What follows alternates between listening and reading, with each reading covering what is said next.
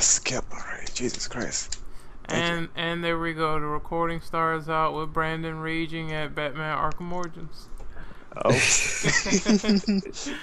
But greetings, ladies and gentlemen. My name is Renegade Operative, and we have a very special episode that we would like to bring to you today with the episodic discussion. This is all about Onimusha, our history with Onimusha, our experience with Onimusha, which is next to zero for Brandon and James. But personally, I'm a big Onimusha fan. I think that it's a great hack and slash, and given the recent news that Capcom might bring it back with the trademark, it's got us pretty excited for several reasons, and I would like to see what they could do with it in terms of the future. But we're going to get right into the topic, and we're going to just go around the table to Dom, and we're going to talk a little bit about his experience with the Onimusha series. Yeah, I am a huge fan, and I could go on and on about this, so I'll try to keep this as brief as possible. He doesn't shut up about it.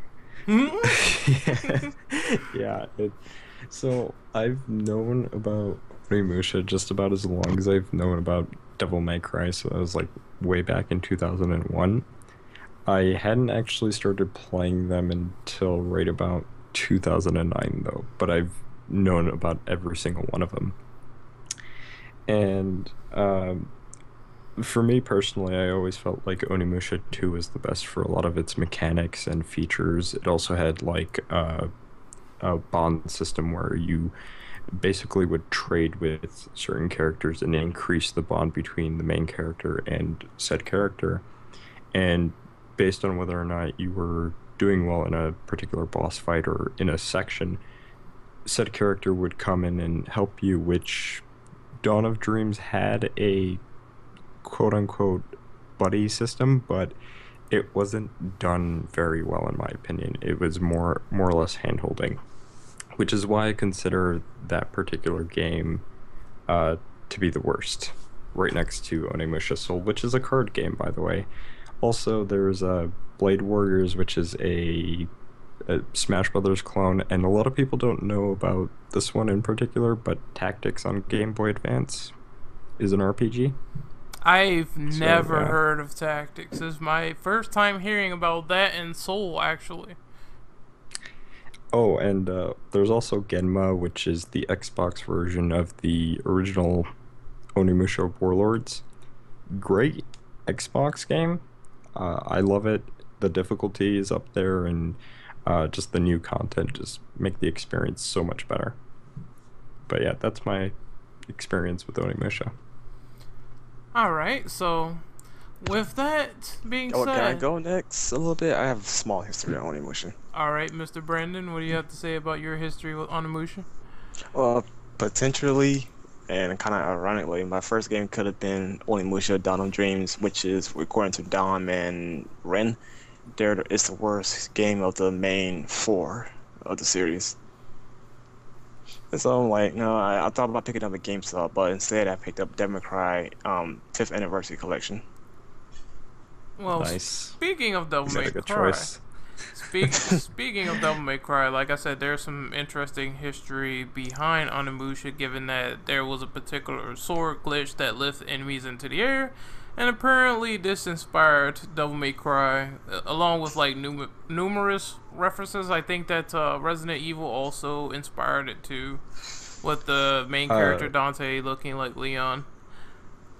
Yeah, if you don't mind me describing that whole history to anyone who's not familiar with it. Oh, not a problem. It's best to make the episode diverse.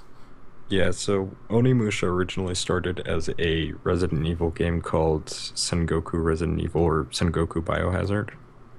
Basically, it was supposed to be a Resident Evil game in feudal era Japan. They deemed it too different at the time, so they changed it to Onimusha. This was while it was still a PlayStation 1 game.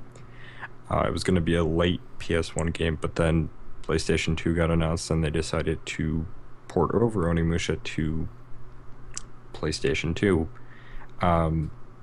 which is part of the reason why it's so short. Now, sometime during its development, they discovered a glitch which ended up inspiring some of the combat in Devil May Cry.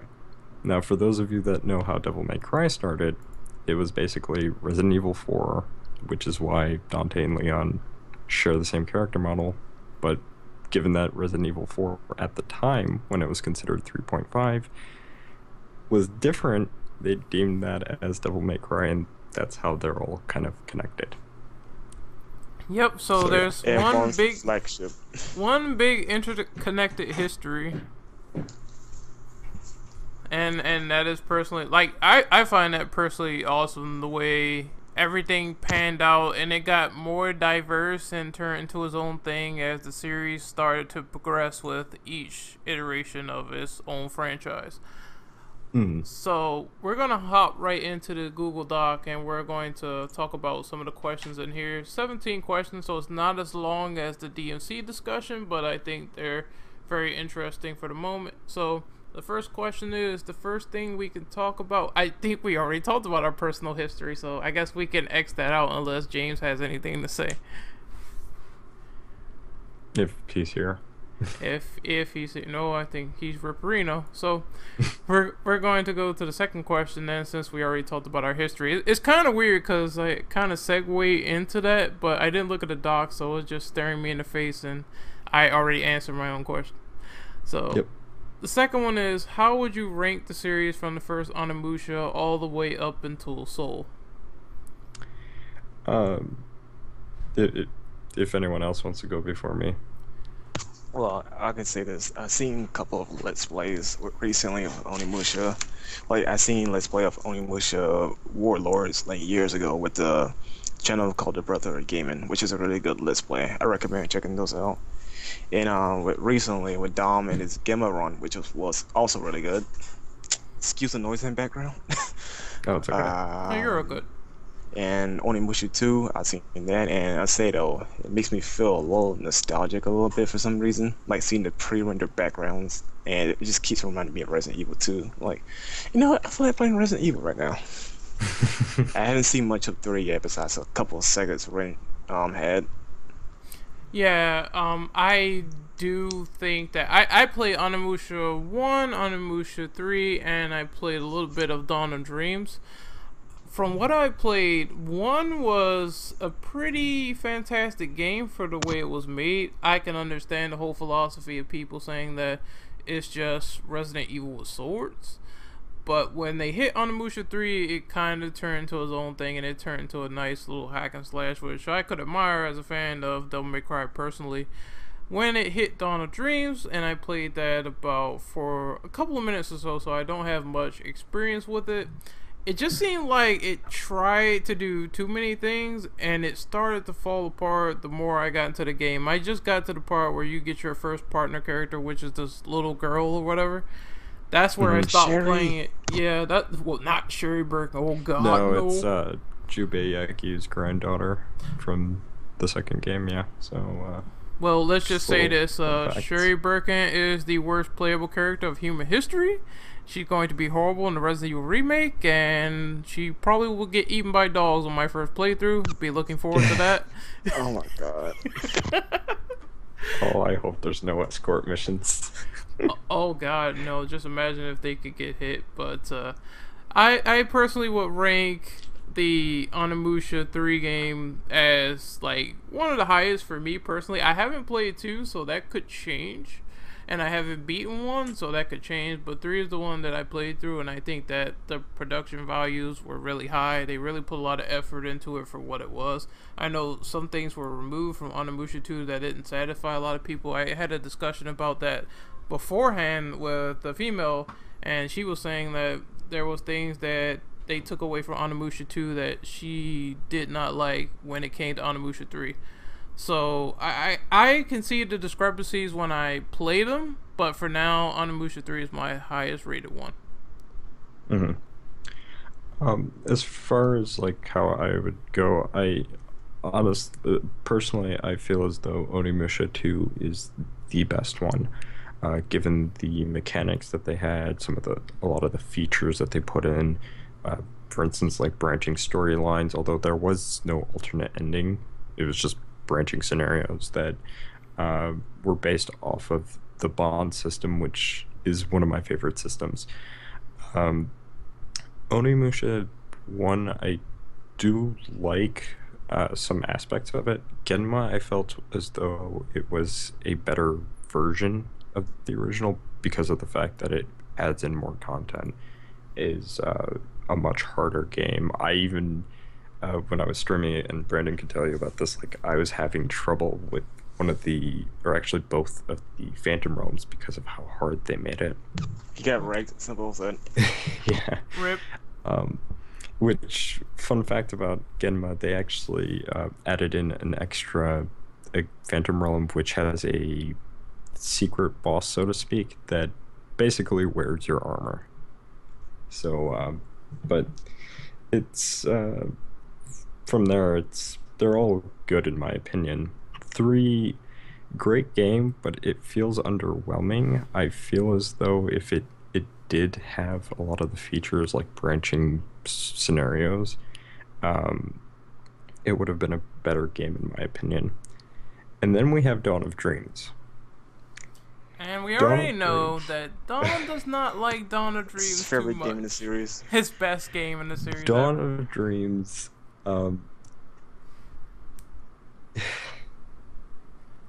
technically soulless, but we'll get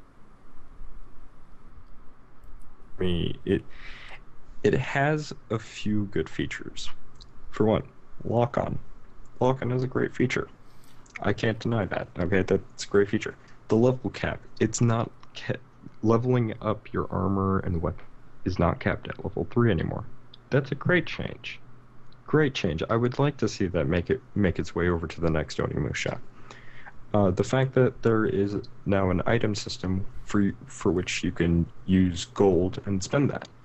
Great. You know, Onimusha 2 had a shop, which you can buy like specific items, and depending on what point in the story you're in, you can't buy certain items, but you know, it was vastly expanded on in Dawn of Dreams. Great system. But then you get to like a lot of the story inconsistencies, the certain gameplay mechanics that just did not make sense whatsoever, and just the fact that they made that particular game chapter based.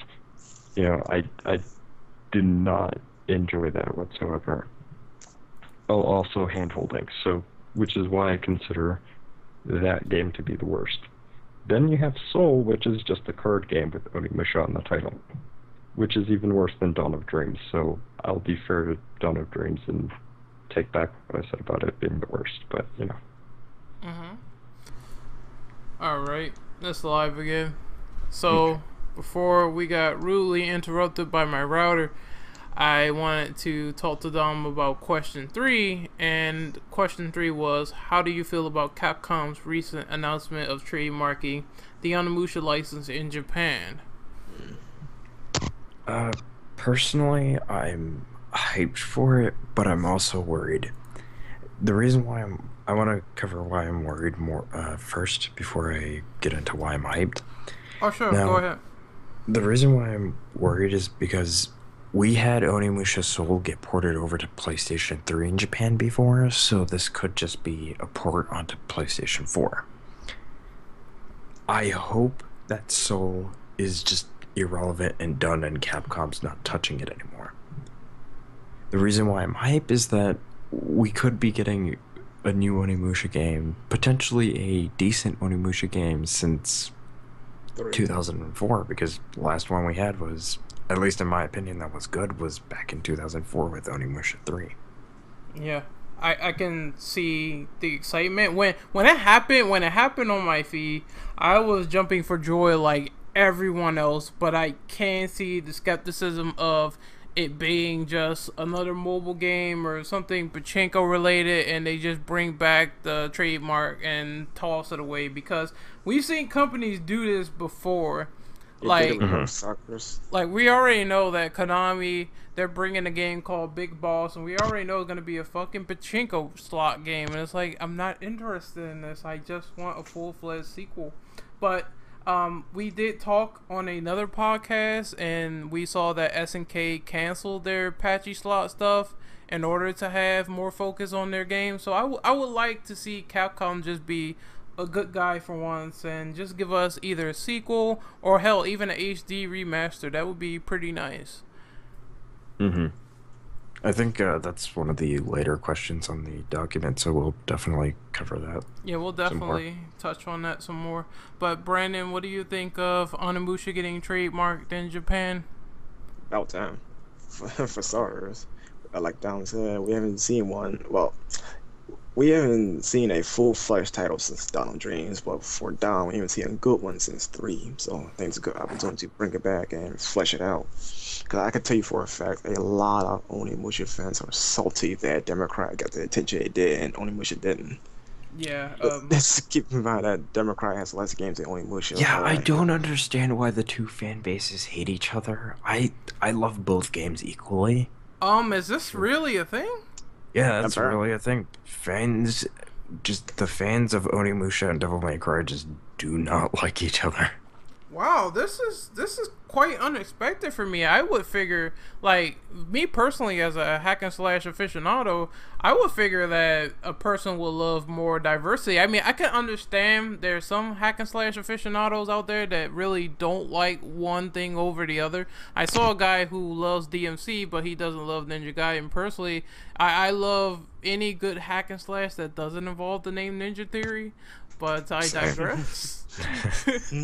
Agreed. I think we're all in the same picture here when it comes to that. Yeah, but I never caught wind of DMC fans hating Onimusha fans and vice versa. That's new to me. If Don didn't told me, I wouldn't believe it. I think for Onimusha, it's more or less the fact that Onimusha fans really feel like treated unfairly, I guess, compared to Devil May Cry, because Devil May Cry was pretty much on the big spotlight. I mean, don't get me wrong, Onimusha did sell numbers. It was a big hit. Onimusha is on the top 10 list of best Capcom games. You know, except for Devil May Cry, of course, is higher on said list. And we all know that Mega Man is on the very top, but look at what Capcom's doing with Mega Man. But anyway, I want to segue into a little joke. I was gonna be like, if Onimusha fans were going to feel that way, that Devil May Cry got more treatment over their series, imagine how Mega Man fans feel like. And I'm surprised they haven't purchased the nuclear bomb yet, because yeah, the treatment of that series, in my opinion, for Capcom is quite frankly the worst, considering how long people have been waiting for a new iteration. I mean, they did get Legacy Collection, and that's something. That's like a half collection, to be honest. But that's a half collection at best. Yeah. But yeah, I mean, you know, that's the whole little spiel. Just jealousy over there. I always liked both because I was introduced to both around the same time. I don't know how people can hate one over the other. I personally don't. I played Onimusha 1. I loved it for what it introduced. And as a Resident Evil fan, that game called to me a little bit more. And I also loved Onimusha 3 and what it attempted. And we have some interesting stuff in the document about DMC and Onimusha related questions. So there's no hate here. Only love and demons and Oni getting chopped into bits. But we're going on to question 4. And I finish it a little bit more. I didn't get to finish. Oh, you didn't get to finish? I'm sorry, Brendan. Yeah, I'm just like, to continue off, like, I will, as a person who hasn't played one, who was going to play one of them, but it turned out to be bad, I picked up a different series, which it was ironically Devil May Cry. Wow. Mm-hmm. I really hope they do come out with either a HD collection, which I will get into later, or a reboot of the series. Like, either way, though, I hope they actually come out with something new and full flesh rather than a, soul. Yeah. Yeah, I can agree with you. All right, let's continue. All right, let's continue. So we're on number 4. Speaking of that, and speaking of reboot, would you want them to either do a remake of Onimusha 1? Would you want them to do an HD remastering of the original series? Would you love for them to make a new sequel? Or would you rather have Onimusha put on the newly created PS2 Classic service on PSN? Or would you just like a reboot in general? Yeah, go first. Yeah, go ahead. I consider Gamma Onimusha a pseudo remake of the first one, Warlords, because it has a little more stuff in it. But besides that, I rather them releasing if they gonna go the HD collection route, release the HD collection with Gamma Onimusha, but rename the title Onimusha Warlords. I guess you could do that. And I know Dom's gonna disagree with me heavily, but at least should add Dawn of Dreams, just for people to try it out, see whether they like it or not. See, I will be fair. I don't think that game should be excluded from an HD remaster, and I'll talk about what I think should be done. But like, I don't think it should be included within the collection. I think it should be its own separate HD remaster, personally. That's like saying, like, okay, bringing back Devil May Cry 2 shouldn't be part of the collection because it wasn't the best one. Original trilogy. No, hear me out, because if you're gonna put in the trilogy, you would only put in the first 3 games. You wouldn't. You don't normally see HD collections with 4 games. Usually, there are about 2 to 3 games included in said collection, and then they'll come out with like side games or whatever with a, on their own disc or digitally only. Although I will say that if they wanted to, they could potentially make a Volume 1 and Volume 2 HD collection, where Volume 2 includes Dawn of Dreams, Blade Warriors, and maybe an upscaled version of Tactics. I'm gonna have to say that you are right, Dom. There's usually a lot of studios out there putting the original trilogies over side games. But I think that Metal Gear Solid Legacy proved that you can make a compilation of a lot of games put together. So I think that they can do that if that's what they're working on at the time. If they just want to focus on the original trilogy, I don't mind that. But if you wanted sort of a compilation, that option should always be on the table if people wanted it as well. Oh yeah, I'm definitely not denying that option. Like Metal Gear and what's the other one? God of War did that too. They released a compilation of all the games on one case, not one disc, but just one case. And in HD, they actually went out of their way for God of War, and they put those PSP games in HD, which I definitely commend them on because I do like Little Kratos action myself. Same. So yeah, like having compilations, like not. No. I mean, they broke the mold several times with smaller things like Mega Man, for example. True. And some other Steam games that I can't name off the top of my head right now. So yeah, I'll say like just add Dawn of Dreams in if they want to have a full compilation of the PS2 games, not just the trilogy. Yeah, I personally would want if they did like an HD collection for fans to get refreshed on the series, and then I would want them to do a full blown sequel like right after that. Like this is how Shenmue should have been. They should have released the HD collection, and then fans could go ahead and get their feet wet with Shenmue 3. That's how I think it should be done to introduce people who never played it on the Dreamcast, and they could open it up to a whole new audience. Oh, okay. One last side note: Silent Hill HD Collection made a mistake, several mistake. They didn't release 4 or any other PS2 titles like 0 or even though Just 1. Be glad they didn't fuck those up. Yeah, I know, but no, just considering like they made this mistake, they didn't release the other ones because one is more polarizing than the other and whatnot. They didn't even give it a chance, but seeing what happened, I ain't complaining. But just a little thought, food for thought. I'm just gonna say wink wink, Silent Hill might be a new episode, wink wink. For me personally, I'm kind of split on this. I really don't know what I want. With the HD collection, I want it to be the trilogy, but something that I've mentioned before on my own videos, and I had a petition up, I don't know if I've mentioned that already, for an HD collection. I wanted Onimusha Warlords to include aspects of Genma, like maybe make Genma a modifier, so to speak, where it changes the item placement, gives you all the new armors or whatever, the extra locations and the new enemy types, just as a modifier, kind of like the ultimate mode. Can I like segue to that for a second? Now? Yeah, sure. Like I can see them like merging Warlords and Gemma together and have Gemma as an actual mode where the Onis turn into this red things with the green souls. Yeah. Like that could be the Like sort of Dante One's down mode. Yeah, yeah. Like either that or a modifier of sorts, I can see it working. Just because I do personally think that Genma Onimusha is a better game over the original because of some of the changes in content and whatnot, but that's just me. I'm okay with an Onimusha 1 remake because that would also give them the chance to maybe add in things and make it a longer experience. Maybe include things they weren't able to do with the original that they probably could now. And I'm also okay with a reboot at this point because we just have not seen Onimusha for almost over a decade at this point. 12 years, I think. Yep. Yeah, So it's been a long time.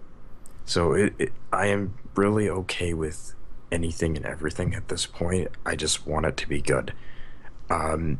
I also forgot that there is the PS2 Classic list, which if they don't do the HD collection, they could always port those games over. And given that Sony does have a Super Nintendo game, I wouldn't be surprised if they somehow got an original Xbox game on there. Yeah, thinking about that now, that would be hell of interesting. I would love to see Genma Onimusha on there because the there's no legal issues. Yeah, the only one I played for one, the only variation I played was the original, so I didn't get the chance to play Genma Onimusha yet. But we're going to segue into the next question, and that is question number 5. What is your favorite game mechanic of the Onimusha series? If you want to go run first, I'm okay with going last this time. I have to really think about this one. I'm going to say, even though it's not it's not really like something new. I'm going to have to say that it was the mechanic of going back. No, wait, I don't know if this was new or not. My brain is all like scrambled. But it was the mechanic of going in the past and going in the future in Onimusha 3. Okay, yeah. Yeah, I really like that. I like that you can go back and revisit stages with either Samanosuke or Jock, and it would be vastly different. I think that there was a game that did this before, but I'm not too sure. I think it was Sonic CD, where you can go in the past and the future. I really like seeing that, and I would love to see something like that in more games. But that was an overall great mechanic. I like how if you do something in the past, it'll change the future and vice versa. And you could help your character out through the magic mirror if that was the case, to give key items and solve puzzles that way. I thought that was kind of interesting. The time traveling genre now. Yeah, but the time travel thing has been done before, but I was just thinking like to the extent of what it was and was it in other games or not. Yeah, I mean, I guess you can say like a remake of Onimusha 3 could potentially work like that. Yeah. If they were to bring it back. And that'll give you a chance to play with the female character. I think her name is Kaede. No, that's the original Onimusha. In Onimusha 3, I forget her name. Oh, I know you're talking about the French girl with the gun. Yeah. I forget her name. Lady. It's not Lady. She does get a towel costume though. Yeah, and she was just like really kicking ass with those guns. That was actually like a lot of fun playing with her. I thought it was gonna be kind of dull, given the fact that this whole time you're playing with swordsmen. Now you gotta play with this lady with guns. How is she gonna function? But overall, I didn't have a bad time playing her segments.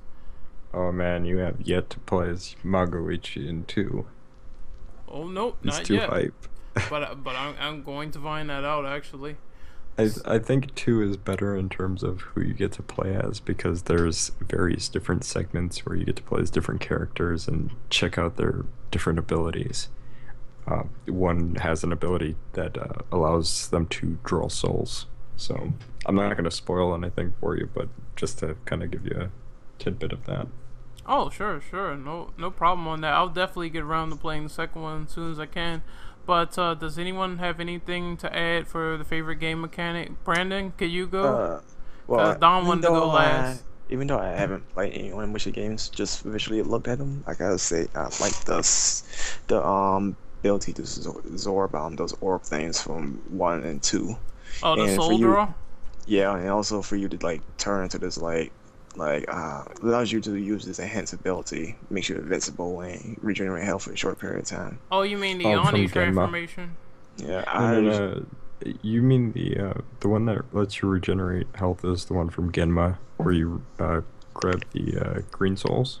Yeah, wherever mechanic is from, where game is from, I enjoy that mechanic a lot just by looking at it. It's like this little devil trigger for me because it's my go-to analogy. And I like having the ability to transform and feeling more OP than I should. Like feel more dominant over my enemies. I just enjoy those type of mechanics. Yep. There you go. There you go, Dom. You're up. Yeah, I'm sorry I didn't mean to interrupt earlier, but like just to kind of bring that up. For me personally, it's the Oni form from Onimusha 2. It does make its way over to Onimusha 3. It's similar to how Genma works, where you absorb green souls, except for in Onimusha 2, it's purple souls, and you turn into an Onimusha and just wreak havoc. You're invincible, you use magic attacks, and you just do a hell of a lot more damage. You just don't regenerate health in that form, though. I need more power. I had to But throw that definitely reference my out favorite. there. Can Yeah. we get a Majin form in? I wish. You do get to transform in 2 of the games into like an ultimate form. Just to throw that out there. So you basically absorb demon souls and get stronger. Actually, 3 of the games, but we won't talk about Dawn of Dreams. Oh God. All right. Well, we're gonna talk about that later, but we're on question 6 now, and it's if you could have one Capcom weapon or technique appear in a new Onimusha iteration, then what would you have? Oh wait, that would be obvious for me. Rebellion and Yamato. Call it a day. Yeah. Okay. Jokes aside. Yeah, seriously, I had one of those 2 weapons. It would be hilarious to see a samurai pull Judgment Cut. I wouldn't mind for weapons. I wouldn't mind seeing something like a Yamato, like you said, because I love the katana with Virgil. And for technique, I guess I could go with Real Impact. I really like that move, and maybe maybe for Onimusha, like I wouldn't mind seeing Greaves either, Gauntlets and Greaves, because I don't know. It's just maybe it's my inner Beowulf calling to me. But I really liked how that weapon functioned, even though it was basically Ifrit on crack. But that's what I really like to see in another Onimusha iteration. Before I begin on what I was gonna say, I wanted to talk about like they could potentially do a Gauntlet and Greave type weapon, assuming that the character is like Jubei, where they absorb souls through their hand rather through a gauntlet, because as we all know, Seminosuke is the only character that uses the gauntlet, which is another plot inconsistency with Dawn of Dreams, but I'm not going to talk about that game here. Well, can you explain it later? Because I'm kind of lost in the story. I'll definitely explain it later, but so that would make sense if the character was an actual Oni and absorbs souls through their hand. That I would probably be interested in seeing. Now, as far as what I would like to see, I think in terms of abilities, I'd really like to see a pseudo super stinger type of move when you're in the Oni form. Oh god. And I'm not really sure what weapons they could bring. Like maybe a scythe would be cool for Onimusha. Because we've gotten a hammer, we've gotten a giant axe, we've gotten various different swords. I think a scythe variation would be pretty cool to see. Or even like, you know how like Ninja Gaiden has the Kusurigama? The one where it's got the ball and chain, and Oh it's got yeah, the yeah. sickle. I definitely would like to see something like that too. So far, amazing weapon concept so far. Yep. I would have loved James to join us on that question, but he's Ripperino. He's still Ripperino. Yeah. So we're going to move on to question number 7, and it's talking a little bit about Onimusha's development history. We know that Onimusha Warlords was originally meant to be on the PS1. Do you think it would have had a bigger impact if they stuck on that platform? Probably not. Personally, no. I don't think it would. Well, you guys said earlier that it was late into the PS1 development that they made the Son Goku Resident Evil game, right? Yep. Yeah. That is correct. So I think what would have happened is if it would have stayed on the PS1, it would have lost steam, because that seemed to happen with a lot of the games at the time. Like, I remember Siphon Filter 3 sort of lost steam. It was kind of mediocre, but it lost steam because it was on that platform when games were moving to the next platform, like the PS2, like Metal Gear Solid, and they were showing off just these amazing graphics, this amazing gameplay. A lot of people were really pumped for it, and I think it wouldn't have thrived anywhere else. Yeah. Mm-hmm. Considering the amount of production value in Onimusha, there's no way it would have suffered as well in PS1 polygons. The only thing that is unfortunate about it moving over from PS1 to PS2 is that it is a much shorter game now. I think it honestly would have been a little bit longer had it stayed on PS1. That is the only thing I can see happening with it. But outside of making like an actual impact, I doubt it. I can definitely attest to that. It would have been. I haven't finished Onimusha 1, but if it is painstakingly short because of that development cycle, then I can see the detriment right there. Yeah, you can probably beat it in an hour, honestly, if you speedrun it. Jeez, that is On a really normal short. playthrough, it takes about 3 to 4 hours. If you're a noob, Mm-hmm. I'm glad considering that I played Onimusha 3, I'm glad they remedied that situation with the length, because Onimusha 3 was kind of long. Yep. So we're going to move on to number 8, and is considering how Onimusha influenced the creation of DMC. Do you think that DMC's mechanics could influence Onimusha's gameplay if things were inspired from DMC4? can I go first though? Yeah, sure. Depends on the characteristics of the characters themselves and the setting. Like, can they pull off high time and aerial wave or whatnot in Onimusha?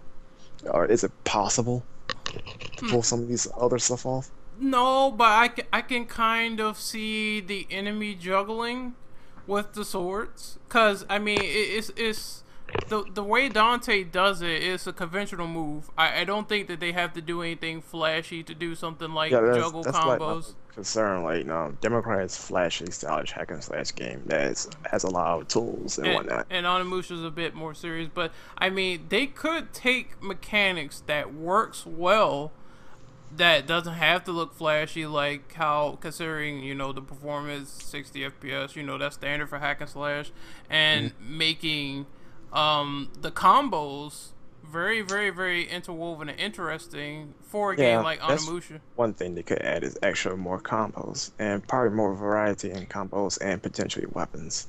Fun fact, Onimusha 2 had like secret scrolls you can find. Or they weren't really secret, but they allowed you to Game do like... for Nimpo?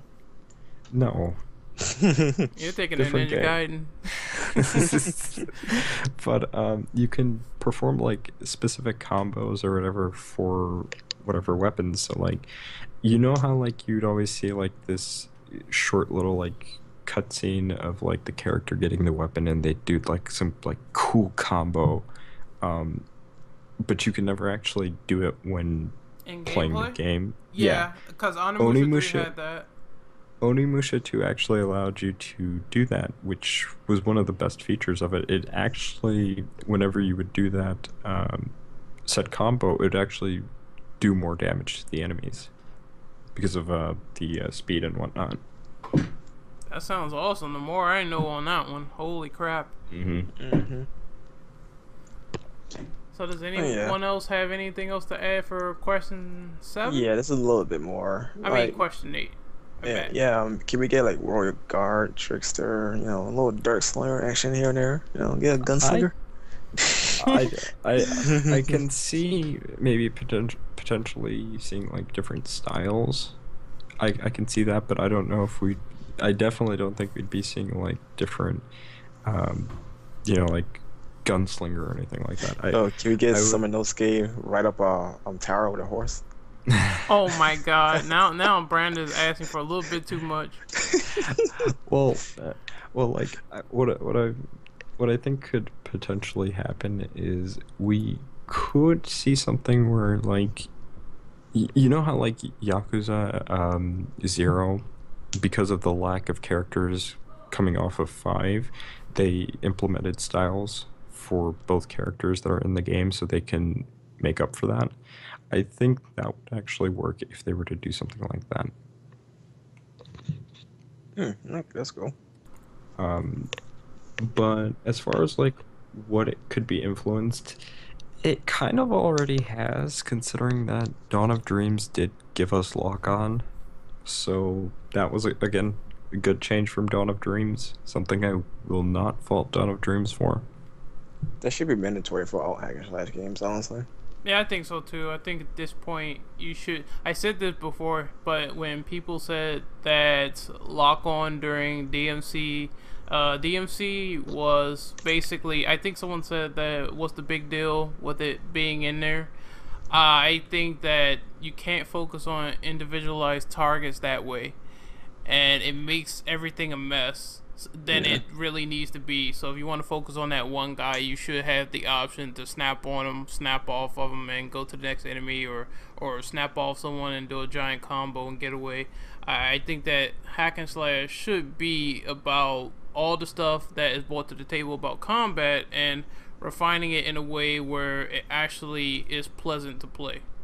And I did a little segue off that. No, Ninja, despite having a good Ninja guy in this, it also had similar problem. There's no lock on. I think at this point in time, Ninja guy needs a lock on. Just to kind of segue off of that, Devil May Cry, the original Devil May Cry, had this issue, and Onimusha had this issue for the longest time, where you'd be trying to attack one enemy, but all of a sudden you're attacking the one that's right behind you, and you're trying to stab this one that's on the ground that you're trying to finish off, and that'll really just mess you up, And Devil May Cry had that issue where, like, sometimes there were just one enemy right behind you, and you're trying to get the one that's in front of you, and it just becomes an utter mess. Which is why lock-on is a very big deal.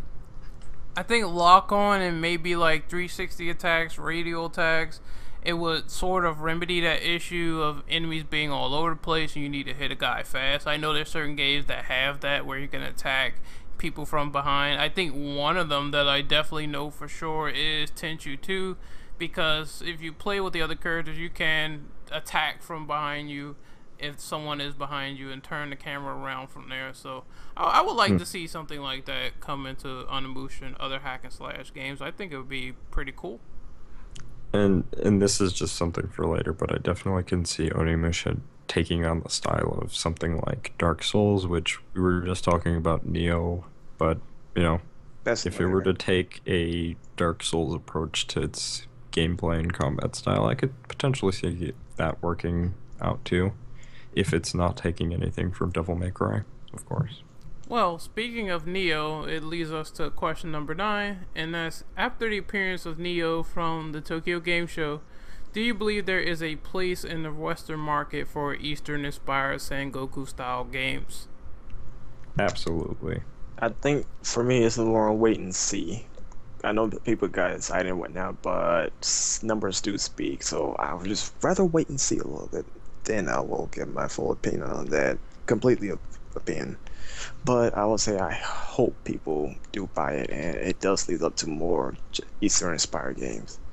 Same here. I think that if a video game has a lot of good merit to it, and if people do want to play it, they do want to relish in the experience, they're gonna want to get their hands on it no matter what region it's from. And I personally don't think that there should be any barriers preventing that. I think that everyone should have as much fun as possible with the games that they are interested in. So I do think there is a place for American gamers to enjoy the games from the Eastern market, and I don't think that there should be any sort of obstruction in the way with that. Yep. Agree. So any of you guys still have any opinions on that? No, I think you pretty much summed up everything. Well, thanks, good surprise. I mean, look how great Dark Souls came out as a popular series. People thought it was still a niche, but now it became its own thing. Yeah, it became its own thing, and it definitely, I commend From Software. They're definitely, stepping it up, branching it out with Bloodborne, and not a lot of people can say that. Like, a lot of people like to stick to the same old stale formula in the video game industry. But I do commend these studios that are Eastern for branching out, finding new things to do, keeping to some styles, keeping to some familiar things, and also trying new things in the process. Improvement. Yeah, improvement like is always key. Like some other games I know, but I won't speak about it right now. Oh God, I think I know what you're talking about too. But we're going to move on to question number 10, and that is, what is the best secret you discover in the Onimusha series? Oh, that is a tough one. Well, from Don's told us earlier that the collaboration with Devil May Cry and Onimusha, that was something I didn't know. I knew it was like Onimusha is based off Resident Evil. He told me that like months ago. But for it to be had this connection to Devil May Cry, was like, I didn't expect that to happen. You want to go down? Yeah, sure. For me, it's a really tough one to think about. But I think one that I found out, I think it was like last year where I found out about it, was that I always thought that Princess Yuki was actually the love interest for Samanosuke. It's actually Kaede. A lot of people didn't know that. I didn't know that. I found out after fucking Anita Scamkezian made her video on that. Damn, shooting live on air. Yeah, I'm just saying, that was I guess the only thing that could rival that is my discovery for Genmo Onimusha, because I didn't know about that game for quite a while. I guess I could say that the best secret I discovered was my introduction into the Phantom Realm, or whatever.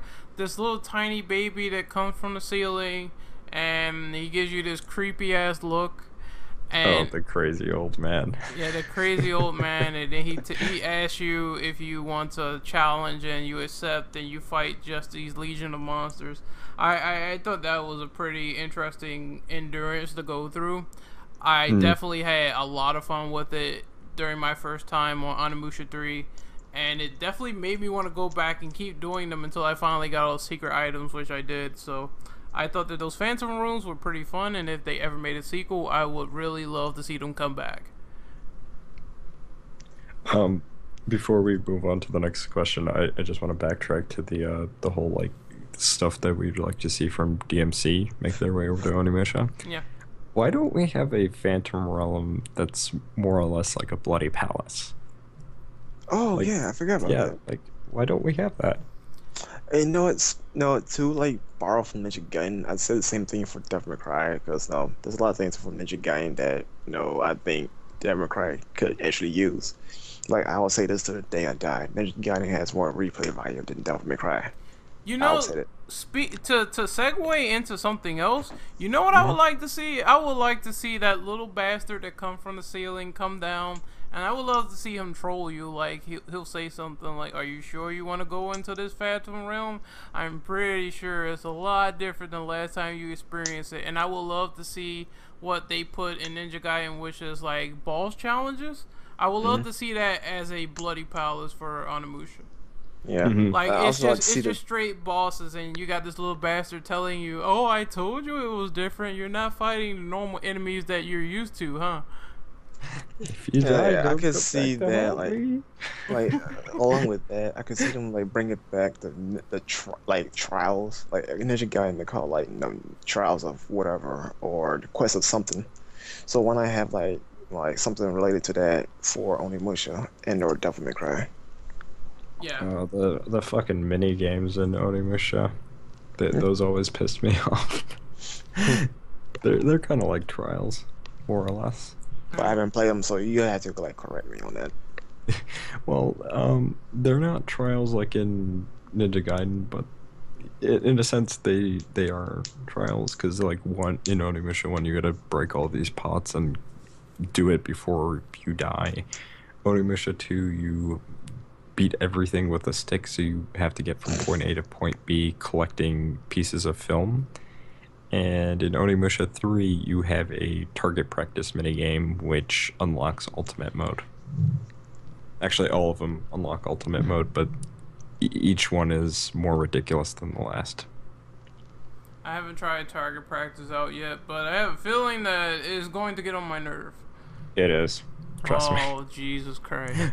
Me and my brother had a fight over that. But when we finally unlocked ultimate mode, it was just like, never again.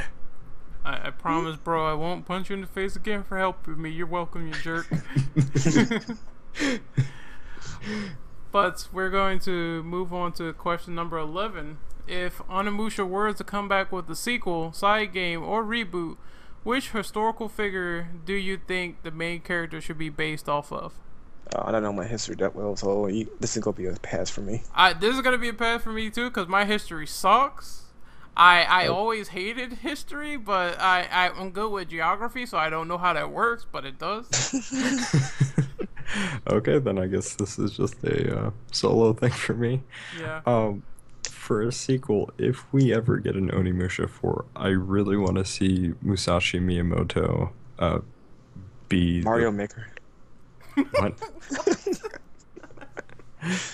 Not Shigeru, I said Musashi. Oh. Give you Kojima? No. Oh, great. Yeah, we're going to get Kojima. He's going to have a Metal Gear and Onimusha confirmed. It's funny you say that because in Onimusha 3 they have like the mech enemy types or whatever. Oh, yeah. I think I remember now, yeah. Yep. But if it's a sequel, if it's Onimusha 4, I would really like it if it was Musashi Miyamoto. Maybe not going through all of his life, but just going through a portion of his life where he ends up going out and killing Kojiro Sasaki, which was probably like one of his last few fights where he ever used an actual sword, or actually went out to kill, so to speak. Mm-hmm. And he actually, I think they could probably put a little twist on that where the ultimate weapon would be like some kind of so to speak, like ultimate boken or whatever, which is Italian what plumber. he used to fight that, which is basically a wooden sword, but I would like to see something like that. If it is a side game, I don't know who I'd want to see, but a reboot, I definitely think they should go back and bring back Samanosuke Akechi. Samanosuke is hype. Mm-hmm.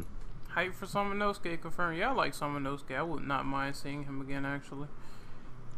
So we're going to move on to question 12. We're kind of winding down. So question 12 is, if Onimusha were to change his playstyle, what game should it be borrowed from? I personally think Dark Souls. Yeah, Dark Souls can work. Or if they're going more combo-based hack and slash, and obviously Devil May Cry or Ninja Gaiden. I will have to really think on that one. Holy shit. This got me in deep thinking now. Or they're gonna pull a Warriors game on us. Onimusha Warriors. Oh, please no. As much as like I'm a huge fan of the Musou games, but Yeah, he never shot from the bottom. don't turn Onimusha into a Warriors game. Just I would rather either keep its original style or go straight to a Dark Souls style. This might be weird and it might be kind of awesome, but I would like, if they were to change their style, I would like something in the vein of MGR, larger than life enemies, just a bunch of crazy shit going on, and you're just this ultimate samurai badass cutting everyone into mincemeat. I could see something like what is it? Not Zandatsu, but the blade mode working out maybe. Oh If yeah, you could, like, definitely Blade. dissect Just also your is enemies. ripping people in half. Maybe using it in boss fights like they did with MGR, and you have an enemy with like a certain weapon with like a shield, and you have to cut it in a certain direction. I think that would be pretty cool to see in an Onimusha game. Oh, quick question, Dom. In Onimusha, do you take weapons from bosses or? No, in Onimusha 1 and in Onimusha 3, you would get orbs, and you would basically, Samanosuke would put the orbs into his gauntlet, and that's how he would get his weapons.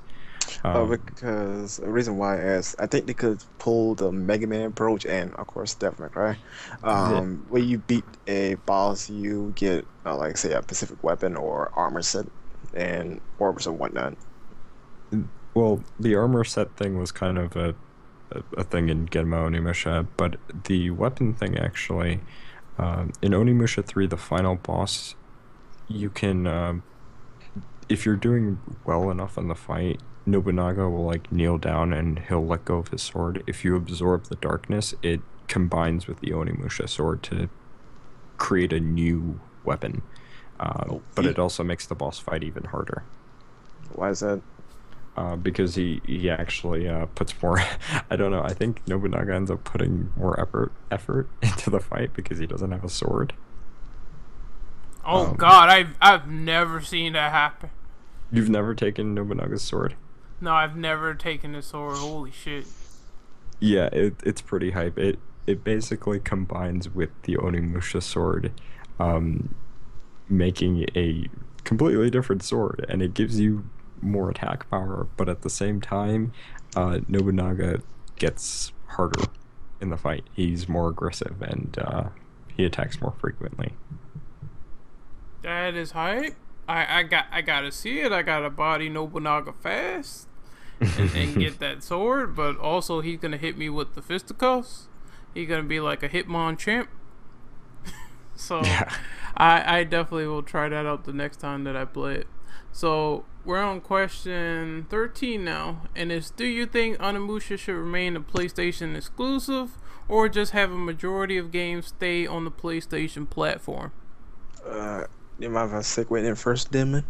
Go ahead. Go for it, yeah. Go for it. Well, considering Onimusha not necessarily been a PlayStation exclusive, just more success on the PlayStation system. I think I guess for like success sakes, considering that most of the fan base is on the PlayStation brand, they'd probably be better off leaving it on the PlayStation. I know this sound may sound fanboyish, but numbers don't lie. If you want to go run.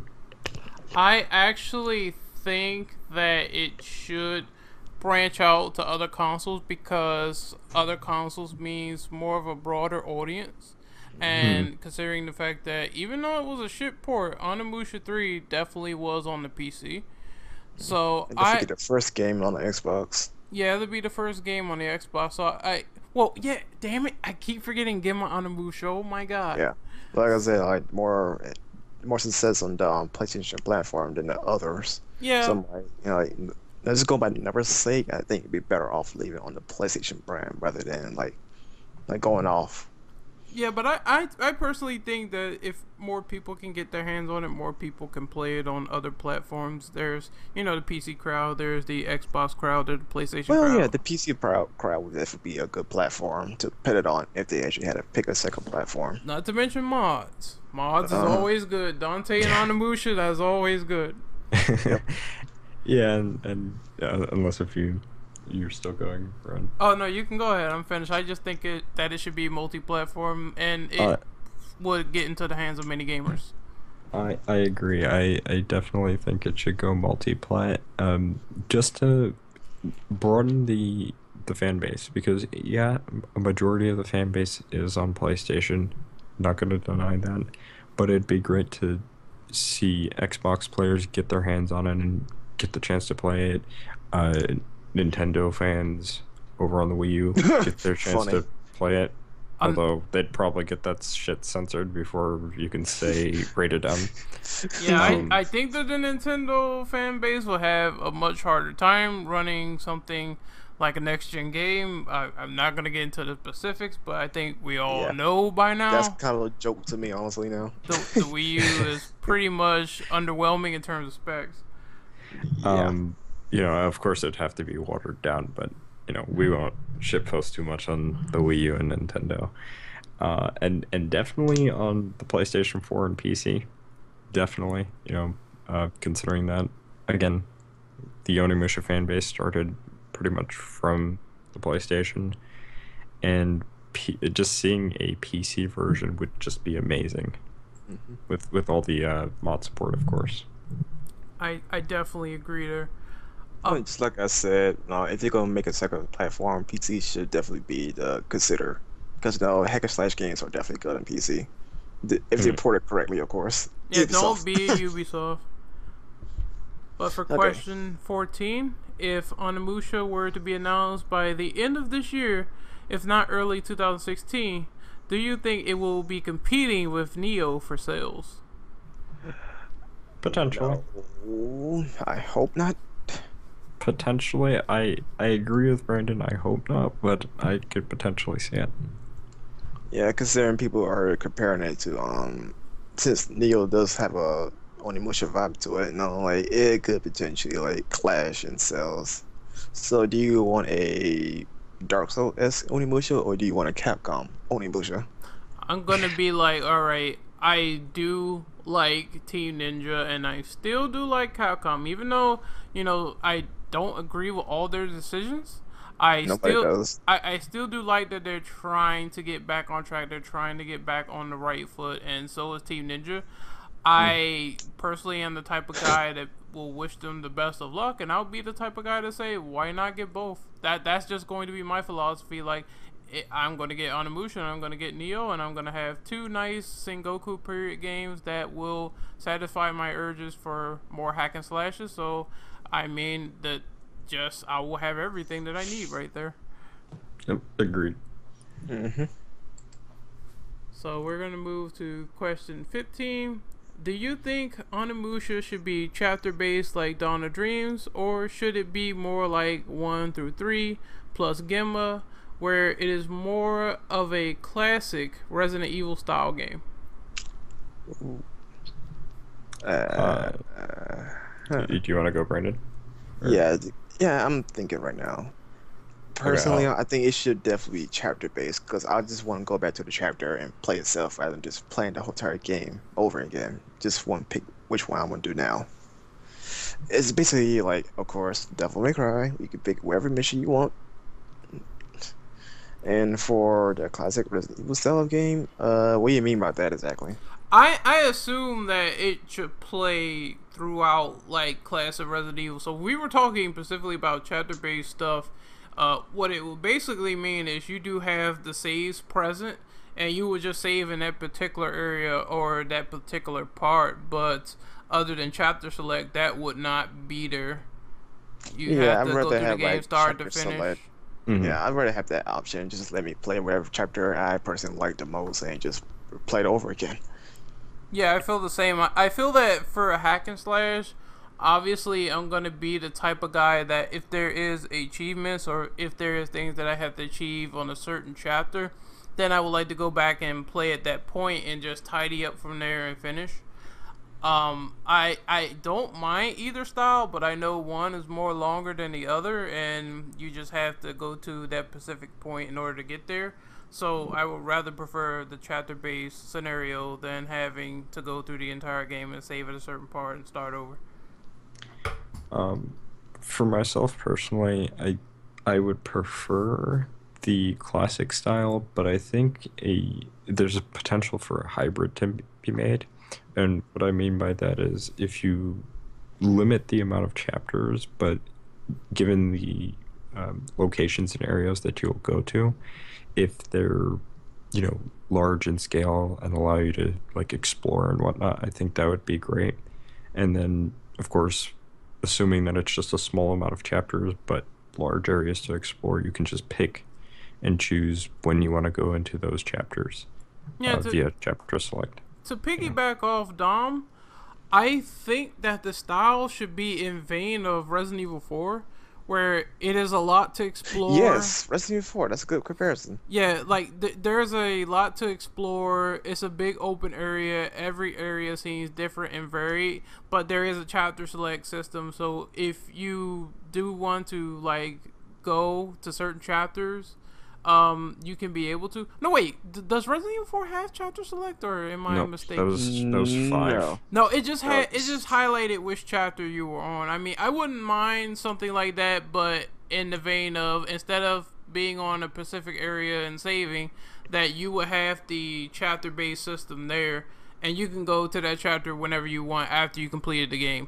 Because I was thinking for a second, I was thinking about the cutscene viewer by mistake that Resident Evil 4 had, where you can go look at specific stuff from specific chapters. I think it should be sort of like that, but you can pick whatever level you want and wherever area you want to go from there after you beat the game.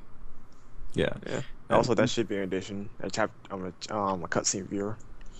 Yeah, Oh, that yeah, too. definitely. I don't mind that too. More options to the player is very interesting. And the only reason why I bring up like shorter is because of the fact that Dawn of Dreams is just unreasonably long for an Onimusha game, and it just drags on and on and on and on. And it's just it takes years and years to finish. And yeah, that's an exaggeration, but which is Sound like you're which is why I serious. think which is why I think that if they were to do the chapter-based system, it should be shorter, but they should give you very large areas to explore. I am thinking like, yeah, they should definitely give you those areas to explore after you beat it. So it'll give you more of a incentive to like go back and check out previous areas or get previous things that you might have missed. I think that is where the feature could definitely benefit. And before I just ultimately stop talking about this, I guess you could say that if they were to take something like Revelations 1, not 2, in terms of how that game was structured, where it was still chapter-based, but you were, backtracking and exploring different areas of the ship, maybe if they did it in that way. And things were different. I was thinking like maybe they could still implement the whole past and present feature, where the levels are like vastly different. That would be but, for 3. yeah, Right. but I think they can reel that back from the past. That's just a little suggestion to put on the table. So we're off that topic. So we're going to move to question 16. We got like 2 more left. And this one is, what do you think Capcom should avoid doing for the next game? This is question 16. That'd be obvious for Dom. Don't make it like Dawn of Dreams. Or give it a Anything- Ninja Theory. Oh, I was going to Anything- piggyback off of Dom when he mentioned Dawn of Dreams. It must be fantastically long because that game is 2 discs. Yeah. It is. Dag. It is 2 discs. I can confirm it because I have it. I just to kind of sidetrack here, like I honestly believe that game in particular is the downfall of Keiji Inafune. Really? Yeah. I honestly believe that is the downfall of Keiji Inafune. Ren, you don't mind if we like had that little small discussion about that, like after we finished with Onimusha? What you mean, like, Anyway, but he said, like Keiji downfall. Like, Inafune? I'm just curious, like, why is that? Like, why Dawn of Dreams is the black sheep of Onimusha? we can actually have a discussion for that for question 16. Like, I guess I could say that he's made a lot of decisions I'm not fond of. I remember, I don't usually like Kamiya either, but he did say that Keiji Inafune was a businessman. All he cares about is getting his bottom line. All he cares about is getting his money. And I do think that's true after the Red Ash campaign, and he had like about 1 billion Kickstarters all over the place. Mm-hmm. So I do believe that is definitely true. He is in it for the money all the way 100%. And there's nothing wrong with being an entrepreneur, but at the same time, you got to have a good vision. You got to make sure that vision resonates with not only the people around you, but what you're trying to accomplish and with the amount of quality involved. If you just shit something out, I think it's always going to turn out poor no matter what. And to make sure you don't second guess yourself, you have to go back and make sure that everything's fine, everything's worked on. But it just seems like Mighty Number 9, for instance, is just another cash grab. And so far, the game is not looking that spectacular, even though people are saying it's fun. It's just not looking good. It's like, where did all that money go if the graphics look like this? It looks very bad. Yeah, It went into that anime, though. Yeah, and they're making an anime. It's like, this is getting ridiculous. It went into that live-action movie, though. The game is not finished. Wait, that's actually a thing? Yeah, everything is actually a thing, yeah. And, you know, and this is why I brought up Dawn of Dreams and why I feel as though, again, since we're kind of, I guess it kind of is in topic with the question, why I feel as though that game in particular, Dawn of Dreams, is the downfall of Keiji Inafune. He, did not do what the fans really want, and he just kind of pushed it out and just assumed people would like it because it's Onimusha. Yeah, we already know that due to brand recognition alone, a game won't sell just because of that. Look at DMC Devil May Cry. Mm-hmm. Terrible. Thanks, Inafune. Yeah, ironically, right? The irony. thumbs up, .jpg. So, we have the last question here, last question of the night. If you played Gemma Onimusha, you would notice that it was made to be harder than the initial iteration. Would you want a new iteration to be like Gemma, or should it be more streamlined to be more accessible like DMC4 for a new audience? Ooh. That actually kind of depends, though. For Devil May Cry 4, it was based on character. Because Nero was streamlined, Dante is for veterans. Basically, purposely did that because Nero's a rookie and Dante's a vet. So, give one the less and one the more. For difficulty-wise, I think this should actually have options for difficulty. Like, have Gemma as it gets hard, or Dante must die mode. Yeah, you know what? I really agree with you there. And there's just one game that really was like, this is the kick in the teeth mode, and this is the easy mode, but still, if you don't learn the game fast, or if you don't learn the mechanics, you will have a difficult time, and that is Resident Evil 3 Nemesis. Devil May Cry 4 actually had that too. When you do normal mode, once you go to Son of Sparta mode, it's a whole new ball game. Yeah, it's a whole new ball game. And I just like how the game gives you the option. Okay, this is easy. You can play with easy. You get this infinite gun for Resident Evil 3. This is hard mode. This is where the men become men, even stronger men. And you have to deal with Nemesis, and you get all these goodies if you down them.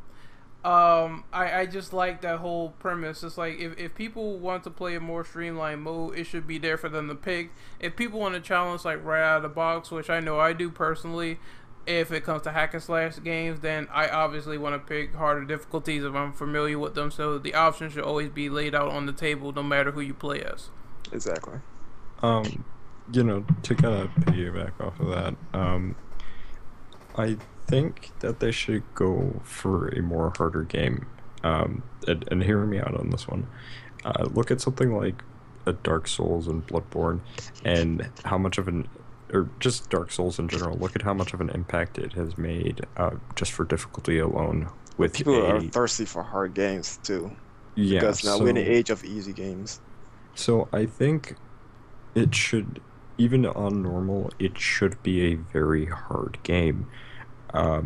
Should there be an easy and a very easy modes? Yes, there should be. For those casual gamers that don't like to actually try and earn things, that should be available to them. Shots fired. Cell phone gamers. You know, if they want to play it on very easy mode, they're not good at games, and they want to consider those modes as quote unquote hard, then by all means, I'm not going to judge anybody for wanting to have those modes. But I do think for veterans and new players alike that are like hardcore gamers, the game modes should be hard, and it should progressively get harder as you play. One thing I don't think I've mentioned was a New Game Plus mode, because these games never had one outside of Dawn of Dreams.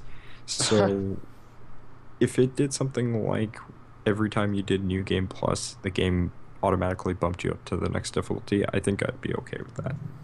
Damn, it seems like they gave like one of the most requested modes to the worst game in the series. That's weird. All right. It takes the worst game in the series to actually give out some good stuff for it to be implemented better in the next game. Mm-hmm. Yeah. And, just on a side note, with Devil May Cry 4, I think they shouldn't try to make like nerfed characters or like more quote unquote accessible characters for Onimusha. Just because I don't feel like that really teaches a player how to learn and actually play the game. It really just limits their potential. Trish, I'm sure, yeah, Dom, you played Trish in 2, right? She had like more. Yep. I feel like she has more sets of options. Like she's basically like Democrat 1, but has something like a little more to her. Mhm. Like Nero was built from the ground up. Trish, you could tell she wasn't. She borrows from Dante and Virgil heavily, which makes her playstyle, similar to theirs, obviously. Mhm. So like, when they tried to make her streamlined, it actually hurt more than it helped. That Trish in 4 is an example why you should not streamline Dante and Virgil, because it would hinder the gameplay more than it help, regardless of what audience you have. Yeah, which is exactly why they shouldn't do it for something like Onimusha. It would hurt it more than help it. Unless it was a character built from the ground up, I could be more accepting of it. But if it's an old character, do not do it. I would like something a lot more complex, and I would like to see them maybe implement systems that they have from Max Payne or Resident Evil 4, where it's like adaptive difficulty, where if you're doing poorly, then it's going to reflect on what's going on in the game. If you're doing really well, then the game ramps up the difficulty, and enemies are getting harder, enemies are coming at you, they're doing like more damage. I would love to see adaptive difficulty. I think that's a very interesting premise. Not to piggyback off that, they should actually also have dynamic AI. I think Democrat 3 had it, and I think 4 had it, where if you Ray, I'm sure you know about this. You remember when DSP was shooting at Cerberus and he keep launching ice spikes at him? Oh, and yeah. Yeah, that's an example of dynamic AI. If you're too melee happy, then he will play a little bit more defensive and start like performing like close-up attacks rather than range. Yeah, and if you try to be like defensive, then the enemy gets a lot more aggressive that way, and he starts coming at you with like different attacks that could maybe like break your guard or something that'll stop you from moving around a lot. I would love to see like adaptive difficulty and dynamic AI just rolled into one nice little bundle, so it's just there for the casual fans to try to get better. And it's there for the veterans who, if they wanted that kick in the teeth, they can get an extra kick in the teeth because the game is just going to get harder by default. Yeah, a good way to get rid of the casuals. to kind of go off of that, like something that I actually like about Metal Gear Solid 5 is that depending on the way that you play, it impacts the way that the AI treats you as the player. So like if you're getting a lot of headshots, they'll start wearing helmets and things of that nature. So maybe they can do something like, oh, well, if you're using the Ryzen, which is the lightning-based weapon, you're going to get enemy types that are maybe more resistant to that, or maybe that attack in like lightning-based attack patterns or something like that, I guess you can say. Dom, you actually gave me an idea. They should return elemental damage to games today. Democrat 3 had it, all Mega Man games have it, and whatnot, because they should have an enemy that So you still can damage them. Do not pull a DMC. You still can damage them with whatever weapon you choose, but they take more damage for the alternative weapon. Like they're weak to fire, wind, lightning, and whatever other element is in Onimusha. Yeah. Yeah, I definitely agree. So this was a really interesting discussion. Like I said, I'd like to thank all you guys for coming on board. I'd like to thank you for giving me your time.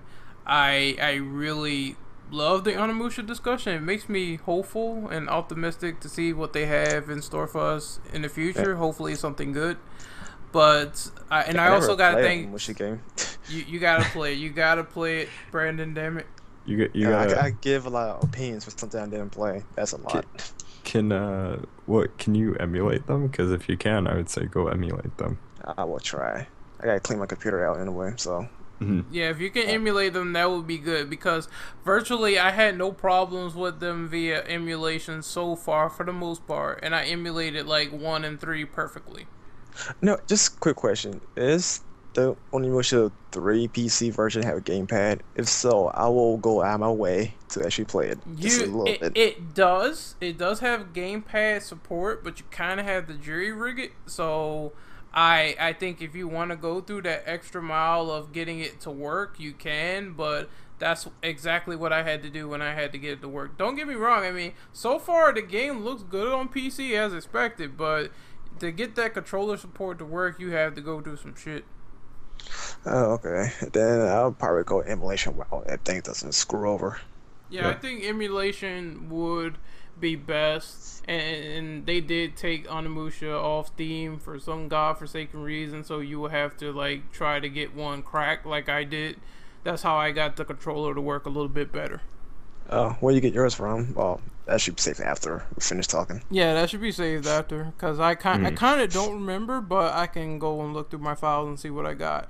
But this is the end of the discussion for the recording. I hope you guys have really enjoyed this. Very interesting.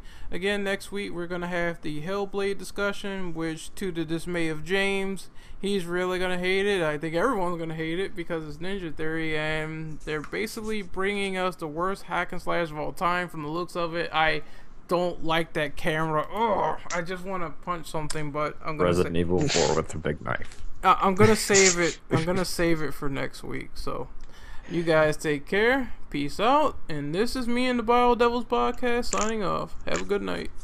See ya. Later.